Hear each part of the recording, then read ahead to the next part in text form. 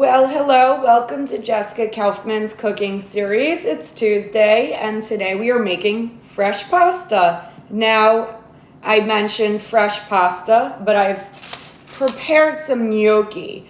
Now, here is the boiled version and I'm going to walk you through all the steps. Now, gnocchi was not traditionally made from potatoes. It was made from semolina porridge. Did you know that? The Roman legions actually brought over the potato gnocchi. So what do we need today to make gnocchi? Basically russet potatoes, which are starchy. They're dark on the skin on the outside, few eyes. What do? You scrub them and bake them in an oven for 45 minutes at 375. I have already done that. Once you finish doing that, you peel off the skin. Grate it, put it in a large bowl with 2 egg yolks, 3/4 to 1 cup flour, preferably unbleached, and mix it up. Don't mix it too well. You don't want to lose the moisture. Once you do that, you then divide it into 3 sections. Put it on a floured baking sheet, roll it out to smooth it out, and then you can roll them into small rolls about 1 inch in diameter and cut into 3/4 of size. I have done that as well. Here would be the first step. You want a floured baking sheet because they're going to be a little sticky. I then have already pre-chilled them for the magic of television. Once you do that, you then drop them into boiling water, which I'll do shortly.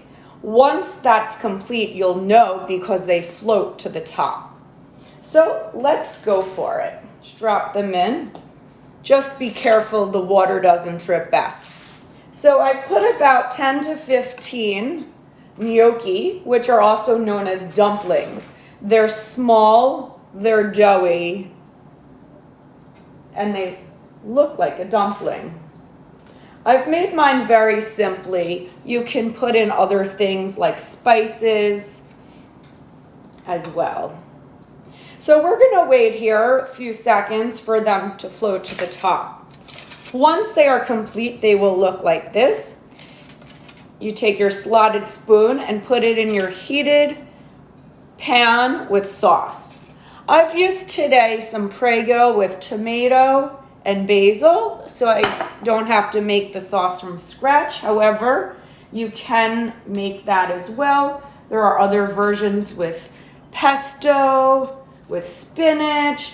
They basically act like a pasta and absorb whatever flavor you put in them. So I've combined them with the sauce, which is heated up right here, while I'm waiting for them to be done.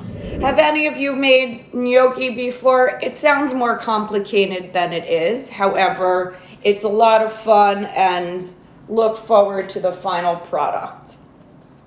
Traditionally, they should take between 10 to 15 seconds. They're basically an appetizer or a side dish to a main meal because they're a little heavy. You don't want to eat too many at once. I'll show you once the gnocchi start to pop up, you'll know they're ready. Oh, we have our first contender here. Fresh out of the pot. You'll then transfer it to the heated sauce over here so it can absorb some of that flavor. The total time it would take you from start to finish is about 1 hour and 40 minutes, which is way too long for a little demonstration. Okay, they're popping up all together. I'm gonna take them out. I'm gonna mix it up so it can absorb the sauce. Looking beautiful here. And then I'm going to transfer them to a beautiful bowl.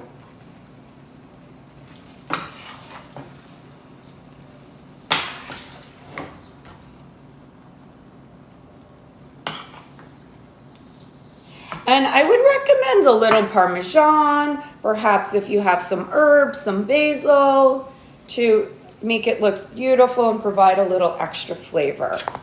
Here's the final product, looking super yummy. Let's give it a taste, see how it is.